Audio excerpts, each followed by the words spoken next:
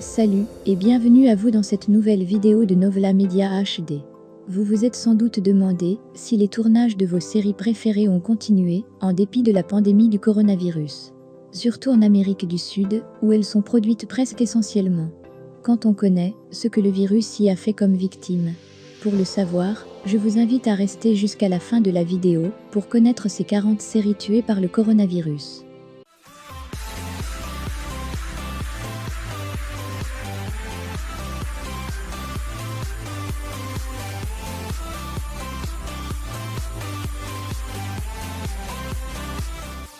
Pour tous ceux qui ne sont pas encore abonnés, merci de cliquer sur le bouton et la cloche de notification pour être informé de la sortie de nos nouvelles vidéos.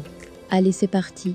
On ne peut imaginer une série novelas sans bisous, câlins ou proximité entre les acteurs en raison de la peur du coronavirus. C'est pourquoi en 2020 plusieurs telenovelas, à travers l'Amérique latine ont été suspendues. La région, réputée pour être un grand producteur de mélodrames, a contraint l'industrie à redéfinir son avenir dans la nouvelle ère de distanciation sociale. Acteurs, scénaristes, réalisateurs, costumiers et machinistes enfermés chez eux, les grandes chaînes de télévision de la région ont arrêté d'enregistrer leurs telenovelas, dont certaines devaient être diffusées, tandis que d'autres étaient déjà à l'antenne. Compte tenu du court délai de préparation des épisodes et du peu de matériel déjà enregistré, les productions cinématographiques ont été retirées, les projets en cours ont été retardés et des rediffusions d'épisodes anciens et des feuilletons ont été diffusés pour accompagner les millions de personnes qui ont été forcées de rester chez elles. Notre principale préoccupation était la protection et la sécurité de nos employés. Après tout, il n'y a pas de novelas sans un baiser, un câlin, des bagarres ou des fêtes, indique le porte-parole du service de communication de la chaîne de télévision brésilienne Globo TV. Lorsque les enregistrements ont cessé, la société avait 4 nouveaux romans à l'antenne et 3 autres en production, qui seraient bientôt publiés, a ajouté le monsieur. Nous les avons tous suspendus. Nous avons fermé l'une des séries comme prévu, avancé la fin d'une autre qui était dans la dernière ligne droite et interrompu la diffusion de 2 histoires, qui seront de nouveau diffusées dès la fin d'isolement terminée, a déclaré le géant régional de la télévision, qui opère désormais avec seulement 15% de ses employés de studio. Il n'y avait pas non plus de production ou de tournage en cours en Colombie.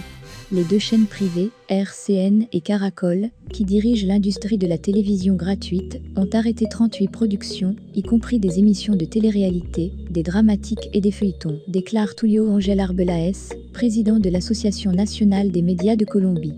La scène est la même dans les studios d'enregistrement du Chili, de l'Argentine et même du Venezuela, ancienne puissance de la production de feuilletons. Au lieu de feuilletons, les chaînes ont augmenté leur contenu d'actualité et programmé des rediffusions et des séries plus anciennes au milieu du confinement.